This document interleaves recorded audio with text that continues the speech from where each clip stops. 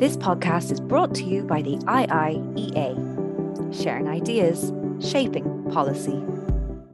So good afternoon, everybody.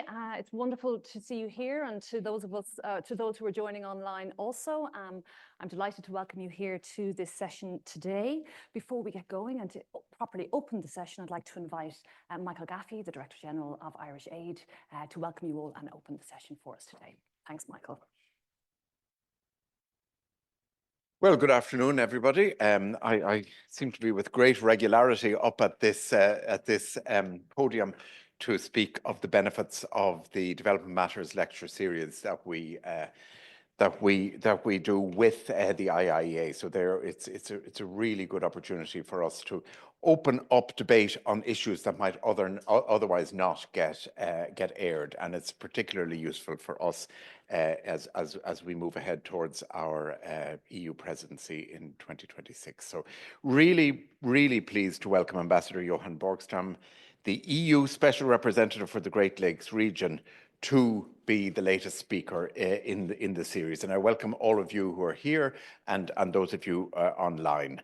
And I would just want to pay a special thank you to Jill Donoghue for and her colleagues for their endless determination in getting good speakers to come and speak and speak here. I think the first thing I have to say, and as I said to Johan when I met this morning, is, Ireland is not represented on the ground diplomatically in DRC or in Rwanda. We are in Uganda, and we cover DRC from Tanzania. We are very involved and have been very involved on the humanitarian side in the Democratic Republic of Congo. And the situation there is bad. And I have to say, in the current environment, we would be extremely worried that the situation there will get worse, not just because of violence on the ground, but because of I'll be very diplomatic, the very constrained environment for humanitarian assistance at the moment. So we would be very concerned about the humanitarian situation. We are very glad that there is again an EU Special Representative for the Great Lakes region, and we are very glad that it is Johan Borgstam. And I had a meeting with him this morning, and I know that he will really engage with you today on the absolute complexity and regional dimensions of the crisis in DRC. It has attracted a relatively, I suppose, high degree of international attention and media attention, but that is always fleeting. And the situation in the Democratic Republic of the Congo at the moment is extremely worrying. And I think Johan is the right man to be there. He has great experience. He has been an ambassador in the Congo, but he understands the region, and he understands the tensions and the international environment perfectly. So I won't introduce him at great length. I just want to say to you that if you think you understand in any way what is happening in the DRC at the moment, listen very carefully to him, because it's not nearly as simple as it is sometimes presented. And the cast of characters involved in this are not just in the region, but also international. So for Ireland, we want to play whatever role we can within the European Union, and therefore the advice of the EU Special Representative is really important to us.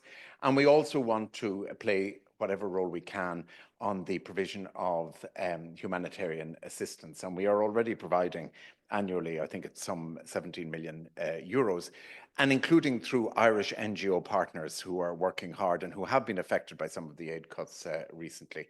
So I would just, in closing, make the point that our ministers have been making recently. We, despite developments in other places, the government is committed to annual increases in ODA during its term, and we will not be cutting our ODA. I wouldn't be complacent about that, but it is the intention of government not to cut ODA, to grow our ODA. We will not change our priorities either, with a firm focus on trying to reach the furthest behind first. But what we will probably have to do as the situation develops is look again at how we implement, how we achieve those priorities and through whom we work, because of the changing environment. And on top of all of that, to have a crisis, both humanitarian and geopolitical, in the Democratic Republic of Congo at this moment makes things even more difficult for the people of the region, but also for the international community. So I can think of nobody better to explain it all to you than Johan Borgstam, the EU Special Representative. You're very welcome, and thank you everyone for coming along.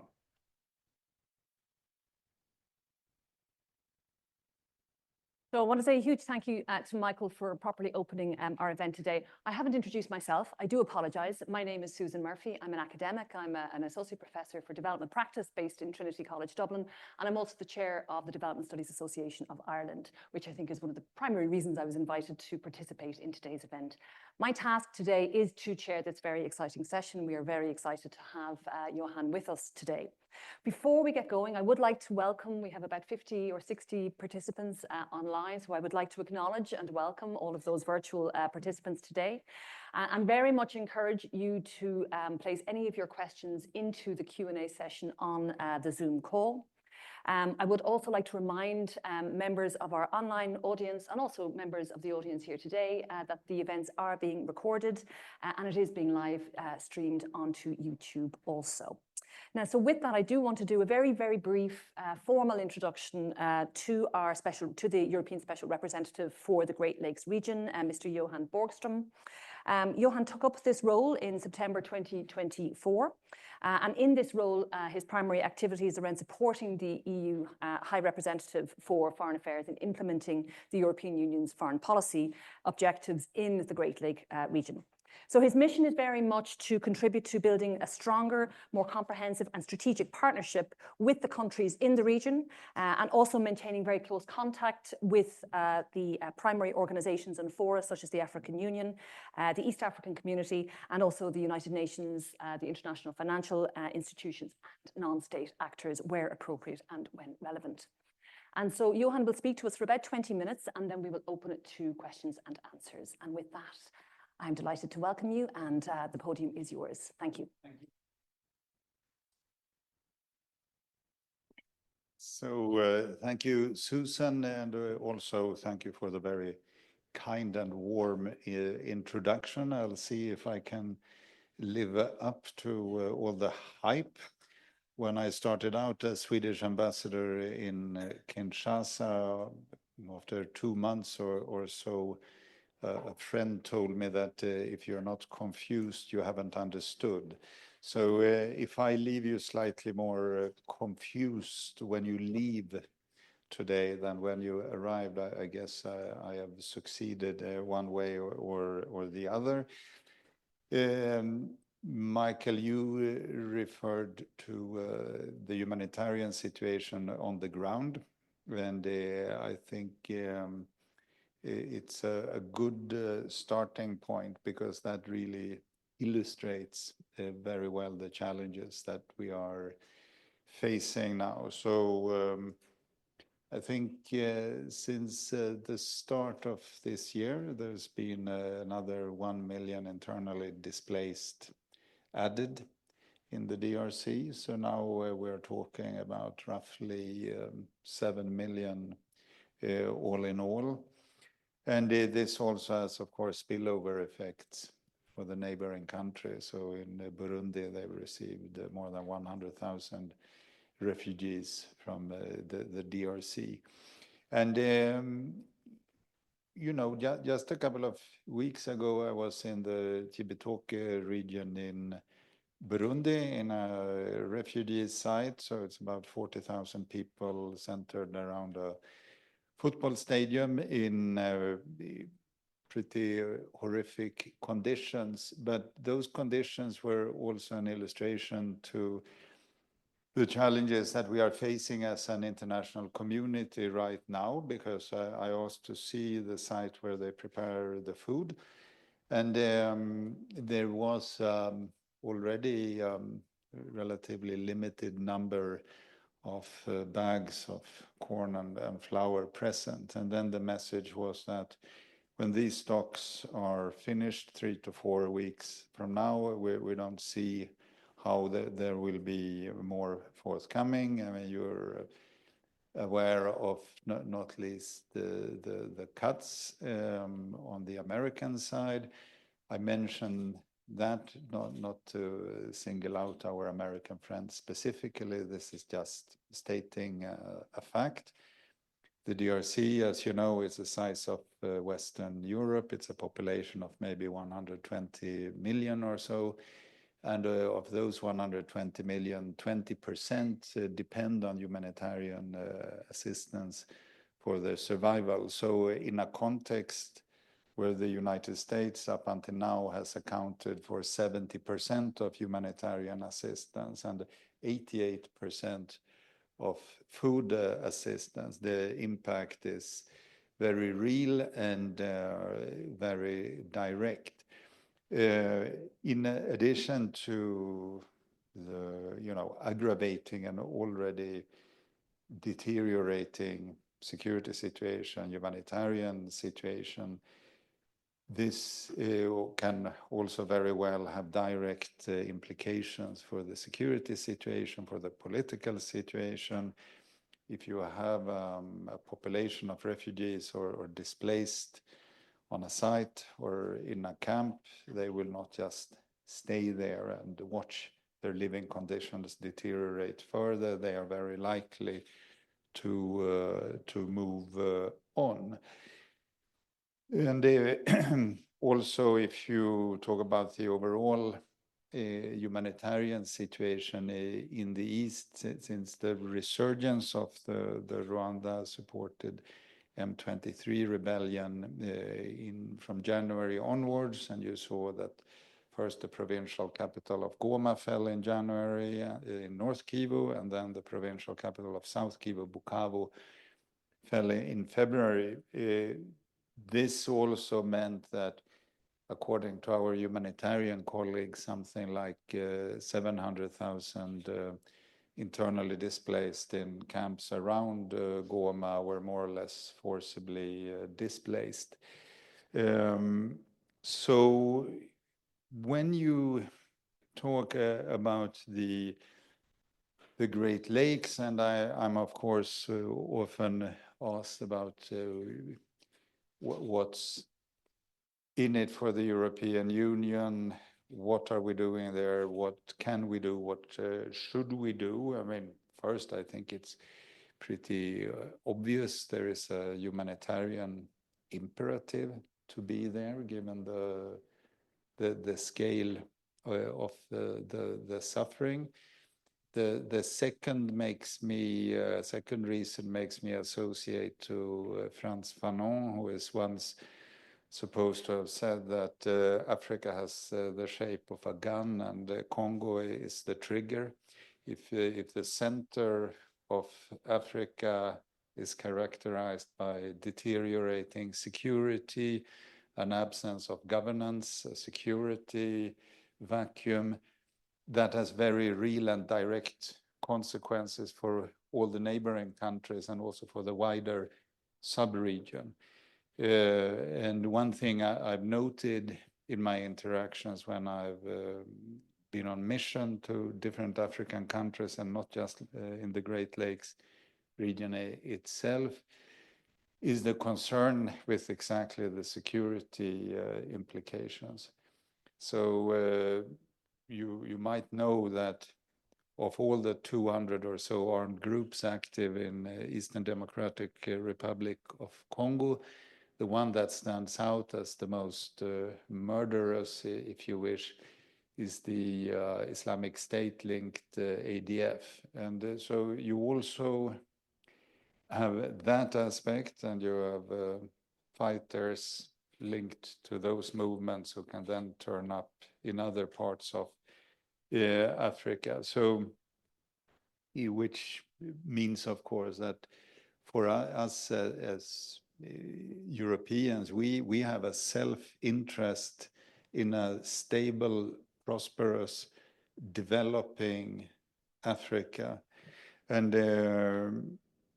that leads me to what is I think one can't emphasize that enough, that we talk about and we dream of green and digital transition in Europe. But I mean, the rainforest of the DRC, that's the second largest carbon sink in the world after the Amazon rainforest. But Congo, as you know, the Belgian colonizers at the time used to refer to the country as a geological scandal because of the richness in the topsoil of different minerals and the purity of, for example, the copper. You have something like 70% of the world's reserves of cobalt are in the DRC. And cobalt, that means, for example, batteries, including electric car batteries. You have in the Kivus, I mean, the epicenter of the fighting ongoing now, more than 70% of the world's reserves of coltan, and as you know, our smartphones, iPads, and so on and so forth won't work without that. One can go on like that. There is a long list. I think it's very clear that, you know, we also have a self-interest in stability and security in this particular part of the world. Now, with what has happened with the region, I think it's also important to remember that the developments in the Great Lakes region also take place in a context of a rules-based international order that is increasingly under pressure and under stress. And I think I can say honestly that there is also a will to see more of the European Union, of European Union member states in the region to be actively engaged, because in the type of international political landscape we're facing right now, it sometimes feels as if we're the last kid on the block standing up for some form of principle, some type of adherence to rules and to morals. And that is something that is seen and felt in the region. So there is also an expectation on the European Union to contribute and to be active.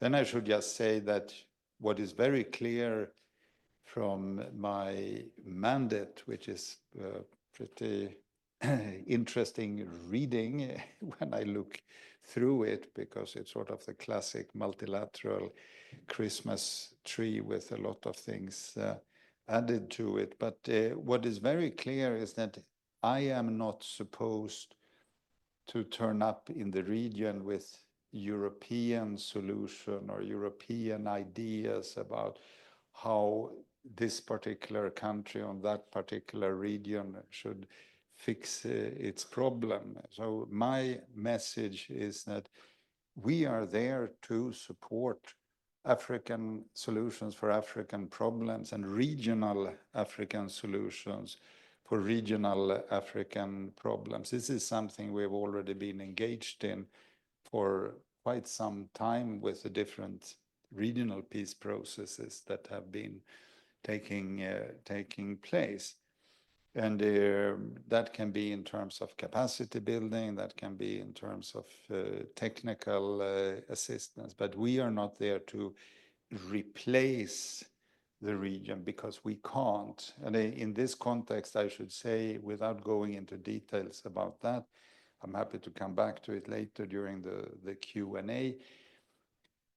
It's sometimes a bit challenging because you have multiple parallel regional initiatives ongoing. So one of my messages or recurring messages actually, is to say that we are here as partners, we are ready and willing to engage, but we also need to know what it is you want us to engage with. And the region has to take the lead.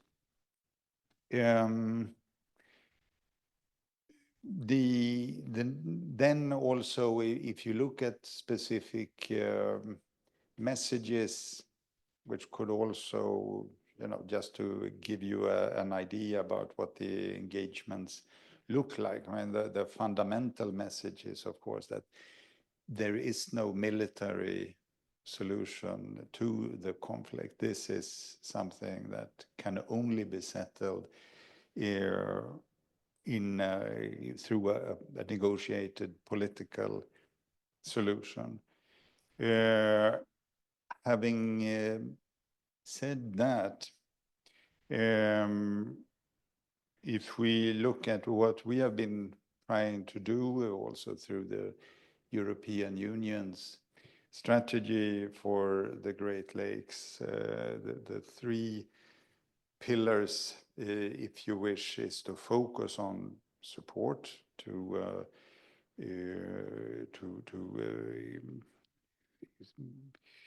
regional cooperation on peace and security, sustainable resource management, and also regional economic integration, where we do believe that the European Union has a story to tell. And I just want to emphasize the aspect of regional economic integration, because the way I look at the Great Lakes, one of the many things that stand out is that you have a very high level of informal economic integration between the different countries. And a bit surprisingly is that, for example, Congo, if I remember correctly, is Rwanda's largest or second largest export destination. And the same thing goes for the DRC. So at the grassroots level, there you can talk about economic integration, but this is highly informal. And ultimately, what will be needed is, and there I think the European Union can support, it's ways to envisage steps toward deepened economic integration. And this is also a very consistent message from economic operators in all these countries. As you know, there is a lot of focus on the drivers of the conflict, which of course include resources. You have the critical raw materials, rare earth, you have gold, is another example. What is sometimes lost in translation, that is not just minerals and the gold, as I mentioned, but you also have things like charcoal. You have even trafficking of game meat.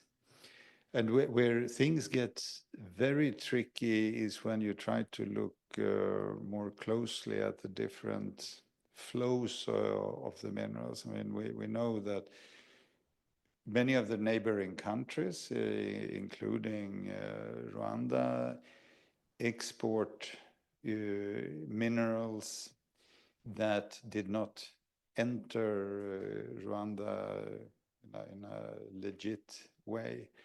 But this does not only go for Rwanda. So if you look at gold, for example, you will see that the Rwandan gold exports are substantial, and a fair amount of that will come from the DRC, not all of it illicitly. But if I remember correctly, I think Ugandan gold exports dwarf the Rwandan. So by some, I think a factor of 3. So in the situation we are now, what we have been very clear on when it comes to the messaging from the European Union is, and here our High Representative Kaja Kallas is crystal clear on this, and that's the issue of territorial integrity, that we do not want to end up in a situation where we are accused of double standards, because the classic argument that you will hear is sometimes, unfortunately, in the region is that, okay, Russia, the Russian war of aggression against Ukraine, they are the European Union up in arms, but why are you silent about this particular conflict? So here, I can honestly say that the European Union is very clear. I've also had the opportunity to convey that message on 2 occasions to the Rwandan interlocutors, including President Kagame, that the territorial integrity of the DRC has to be respected. Uninvited Rwandan troops should leave and go back, and furthermore that the Rwandan support for the Congolese M23 rebel movement has to stop. We also, of course, bring up the issue of the illicit exploitation of raw materials in the DRC by Rwanda. Another message which I think is very important given the context is, of course, that we keep calling on Congolese authorities to cease cooperation with armed groups such as the FDLR, meaning the Hutu extremists. But it's also the issue of hate speech, xenophobia, ethnic politics, which keep undermining solutions in the region. Then when it comes to the different humanitarian messages here it's something we've talked about in our meetings today with the minister and with Michael, is also to convey very clearly the importance of the establishment of humanitarian corridors, secure humanitarian access. You're aware of the dramatic situation in Goma, also because the airport is closed, the need to get the airport functioning again. So all in all, and just to sort of try to come back to where I started, I mean, how I look at my mandate and how I have looked at it since the start. An important point is also in my role to be able to try to establish what I call some sort of joint situational awareness within the European family, between the embassies on the ground, between the European institutions. Because if we don't have a minimum of convergence amongst ourselves, it's going to be very challenging for us to push for the goals of the Great Lakes strategy when we engage with our interlocutors there. But again, there are definitely expectations on the European Union in the region, and to an extent that I was perhaps naively not prepared for when I took up this role. So sometimes in engagements when I ask what, you know, a minister or a president believes that the European Union should do or what we can contribute to, sometimes the answer is one, you know, a bit incredulous that, but you are the European Union, you can do anything. So it's sometimes a challenge in trying to be realistic as well about matching expectations to reality.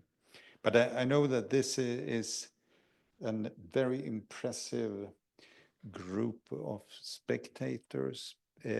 So I think I will round off now to allow for a Q&A, and it's also my good opportunity for me to say hello to all of those who have joined us over the webcast. So.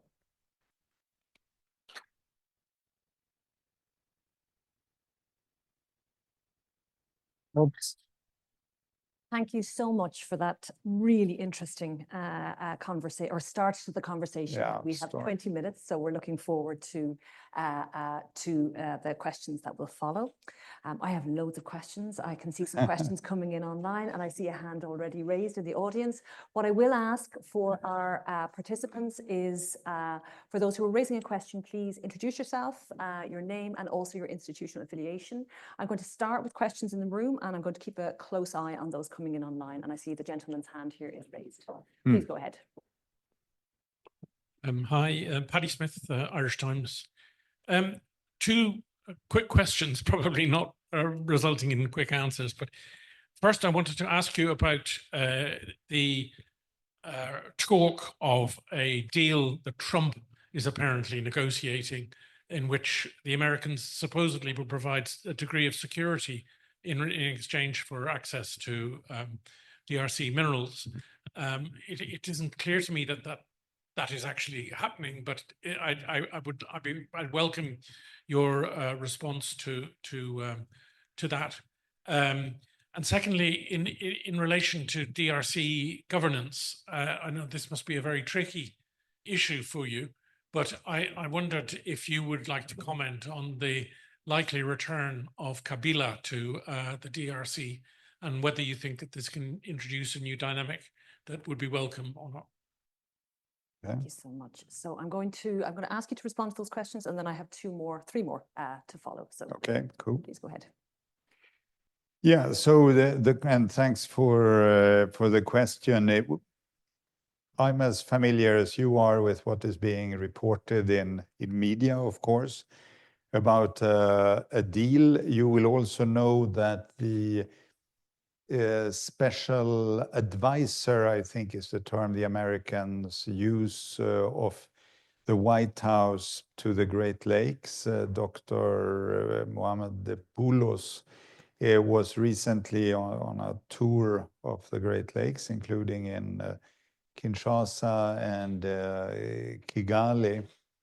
The messaging coming out of those meetings, at least what was publicly stated, did not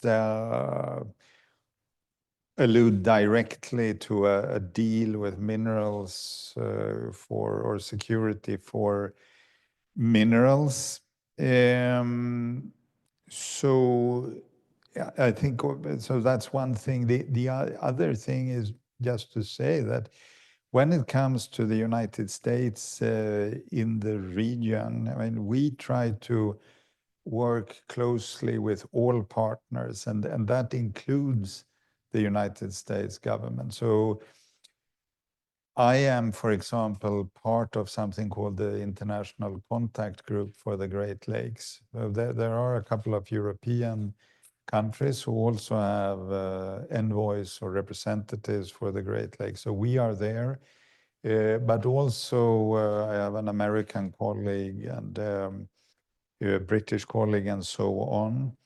I also work very closely with Ambassador Xia, who is a Chinese French-speaking ambassador based in Nairobi, who is the special envoy of the Secretary General of the United Nations. So we we try to coordinate as best as we can. I think these are also early days when it comes to what we will see coming out of the American administration in relation to the Great Lakes. Just stating the obvious and coming back to the numbers I was throwing at you and your friends in the audience about minerals, cobalt, coltan, lithium, you have it. This is, of course, also of interest to the American tech industry. And you will also have seen, and then I guess I should let the Americans answer for themselves, but again, stating what's reported, you will have seen that in the ongoing escalation when it comes to trade between the United States and China, China has communicated that they are now stopping the exports of a number of critical raw materials to the United States. So this is a very convoluted and complex way of saying I don't think that the interest of the United States for the regions will be reduced in the near future.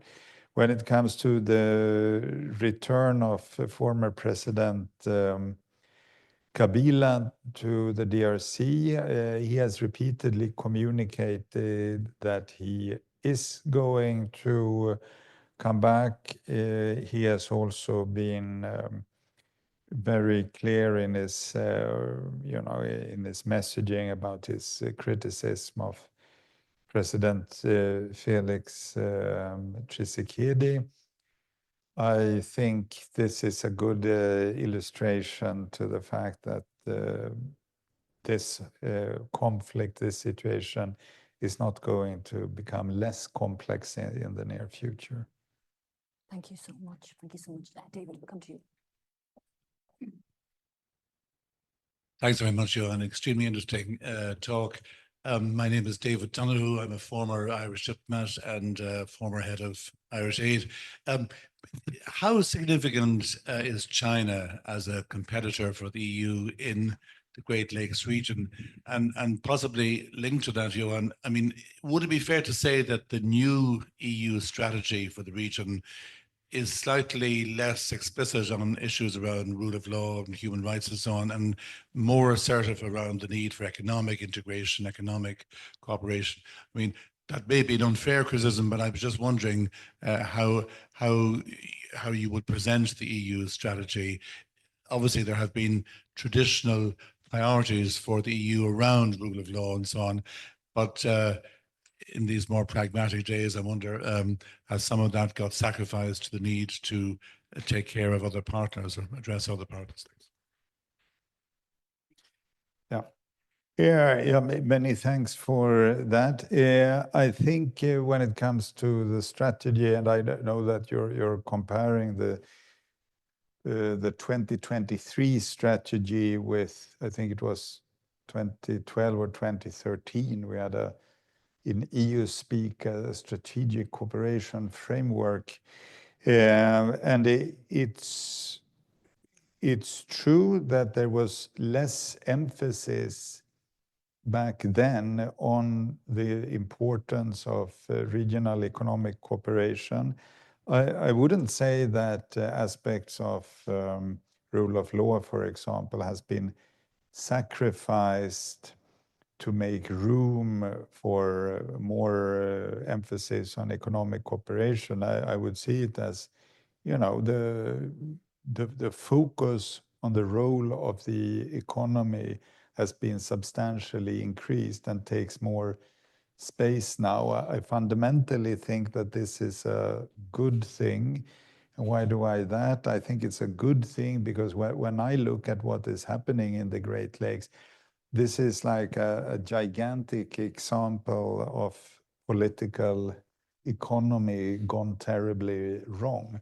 There are so many actors who, official actors on all sides of the borders armed groups, dodgy businessmen, legit economic operators, but all with an interest in the status quo.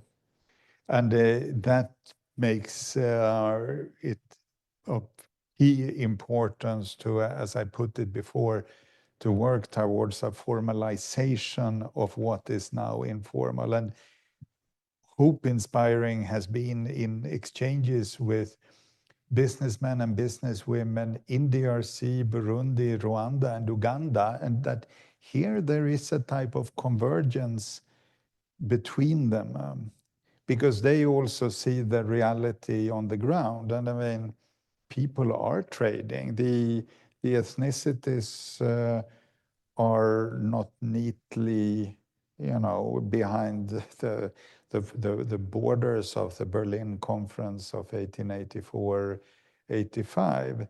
So for the people on the ground, the borders are, but it's about looking into how this can be done in a much better way. And I do believe that the EU, again, has a story to tell when it comes to regional economic integration. Then, of course, and this is something we're very clear on in all our messaging, that part of our value added in this strange geopolitical setting we have now is our attachment to values, to rule of law, to democratization, because that now stands out in a positive way. And I note that in interaction with colleagues from other continents, there is far less criticism, to be blunt, of the European Union these days, and far more of hope of engagement because of some of the alternatives out there. So we have a large number of questions flying in online, and I know I have two people in the audience here waiting. So what I'm going to do is I'm going to take one more question from the audience, three people in the audience waiting. One more question from the audience. I'll take some from online, and I'll come back then to the remaining two in the audience, if that's okay. So I'll start with the gentleman at the back. I was there. And then I will take one from our online audience and make sure that we have their voices represented. Thank you, Ambassador Borgstam. I'm Ahmed Suleiman from Chatham House Africa Programme. Good to see you. So you talked about mediation efforts. I wonder if you could elaborate on the role of Qatar and whether or not it still has a role to play as an ally of the Rwandan president in particular. And also further in the Gulf, you mentioned the economic interests and particular gold. Are you looking at the kind of supply chains and interconnectivity with gold, in particular going through Uganda? We've seen this with Sudan also, that the majority of Africa's gold, licit and illicit, is ending up in the United Arab Emirates. So they also have an important role to play in engaging on these issues and supporting peace. Yes, so thank you for that. I mean, you saw the meeting between President Tshisekedi and President Kagame in Qatar. In principle, it's of course always a good thing when two adversaries meet face to face. This was a bit of a particular context given the ongoing African regional efforts to get things moving. And there are a lot of interpretations to what actually led up to this particular engagement. What seems clear is that the Qataris have been serious in ensuring that it's not just a one-off, and you also saw their efforts to get direct talks between the Congolese government and the M23 representatives. You also mentioned the substantial economic interests of Qatar in Rwanda, but they also have economic interests in the DRC. I'll, look at that in light of your question about gold and Uganda. And what I'll say is this. One of the things that really stood out to me after my first missions in the region was that the discussions in Brussels, for example, where we focus on the dynamics between the DRC on the one hand and Rwanda on the other, which is perfectly normal. We all know that Rwanda has a certain number of troops on Congolese soil, uninvited. We know that Rwanda actively supports the M23 movement. However, I was a bit surprised that we don't acknowledge the role of the other actors. Uganda is one such actor. Burundi is another.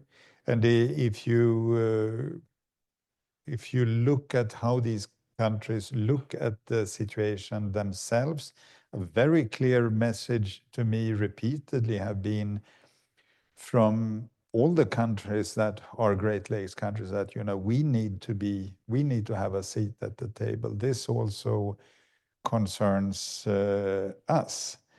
So, a bit of a surprise at people sitting in a different continent and talking about the conflict as if there is only Kinshasa and Kigali. This is bigger. It's a regional problem. It has to have a regional solution. Very good. And actually on that point, I'm going to bring in Nicola Brennan here, who is online. Fantastic. Yes. Yeah. So Hello, Nicola. Nicola asks the question, how can the EU support the newly appointed EAC SADC mediators and the president of Chad recently appointed by the AU to take over from the president of Angola? Yeah, many thanks, Nicola. Very happy that you're spying on me. Much appreciated. I think there are a number of ways that we can support this mediation effort. There's 5 former heads of state government in Africa that have been appointed facilitators to a merged process. I think you're all aware of the so-called Luanda process and Nairobi process. Now there, as I understand it, the objective is to establish a secretariat, most likely in Nairobi. One can imagine a whole series of ways of the European Union to support this effort. I had an exchange with my Kenyan colleague, the Kenyan Great Lake Envoy, Ambassador Keter, about, I think, a week ago. And one of my messages to him was that we need to find out and understand as soon as possible what the exact setup is so that we can better support. Because then you have all the member states. Ireland certainly has a proud history when it comes to supporting mediation efforts. But the European Union institutions as such have a whole series of instruments at their disposal to support mediation efforts. And it can be very concrete, hands-on type of support, capacity building, negotiation teams, helping the establishment of SOPs and so on and so forth. So we will support, that's already very clear. Our partners know that we will support, but they also need to explain and show to us and to present their demands, because I don't want to end up in a situation where we tell them what we are going to do, where we tell them how we will support them. I mean, our role is to listen to them and to better understand their requirements and demands, and then we adapt and tailor-make what we can offer. Thank you very much for that. And we are 2 minutes to go, so I do know I have 3 oceans of left. time, so be careful what you hint That's to. okay. What I'm going to do is I'm going to invite the questions, and then you can respond, and I will make sure that we are closing up by 2 o'clock. So to start with, the first question online that I feel the need to come back to bring the voice of Irish development actors into this room. So Russell Gates, who's the Regional Director for Central Africa and the Great Lakes for Concern Worldwide, asks, I think, a question that's on many people's mind, which is, the humanitarian needs have been exploding whilst humanitarian response has been very seriously hit. Do you see the European Union taking a greater role on some of the fundamental infrastructure underpinning the humanitarian response and funding of life-saving activities that has been ceased essentially by other governments? Before you answer that, I am going to invite Simon to make your comment, and then I'll come to yourself in the corner, and then that's the last 2 questions. So please go ahead. Simon Murta from DOCUS, which is the Alliance of International NGOs in Ireland. Just specifically on Global Gateway, for people who don't know what it is, it will appear to be an EU policy or initiative to rival China's, obvious kind of strategic interest in that area. To what extent can it have a higher standard, linked to the question David asked, in terms of being less extractive, having higher social and environmental standards, and creating a development path for Congo in particular? I know it looks at different areas, which are, for example, forestry and agriculture, as well as the ones you've mentioned. Thank you, Simon. And just the last question there, and we've got about 30 seconds, so I will ask you to Thank you. So I'm Leo. I work for Concern Worldwide as well, just as Russell Gates. So it's actually a question that's going to be a follow-on the previous 2 on the Global Gateway and how it can be articulated in the context of the DRC, where the Global Gateway is meant to encourage investments in the economic fabric. But when that economic fabric is so closely linked to conflict dynamics, how can that be articulated in a do no harm approach? Thank you, Leo. And I am sorry, Johan, but I'm going to ask you to respond to those questions in 60 seconds, maybe. Okay, 60 seconds. That's going to be tricky, and feel free to assault me after the meeting. I'm happy to engage bilaterally or trilaterally or whatever. I think the context of the humanitarian crisis, this is something that is deeply disturbing. The humanitarian situation in the Great Lakes, particularly in DRC, was extremely serious before the escalation, resurgence of fighting from January onwards. But I mean, the figures I gave you before speak for themselves, but we have to understand that this is a humanitarian crisis playing out in a context where you have often almost a virtual absence of any state representative, absence of basic infrastructure. And a colleague from the Red Cross in DRC put it very well, because he said that the challenge for the humanitarian actors now is that they are faced with both an immediate protection crisis, not least in relation to the high number of IDPs. And I mean, you also have absolutely horrific figures of sexual and gender-based violence, for example. But you have a protection crisis related to IDPs. And remember that many of these IDPs are on their 2nd, 3rd, or 4th displacement. But this immediate protection crisis is also combined with a structural crisis, because it plays out to the backdrop of systemic neglect, absence of governance, corruption, these 200 armed groups that I referred to. So the funding cuts now means that humanitarian colleagues who were already under tremendous strain are now having to juggle two types of crisis, and they neither have the requisite skills, competence, finance to do that. And I think the humanitarian response plan for the Democratic Republic of Congo this year, last time I checked, it was only filled to 7.8%.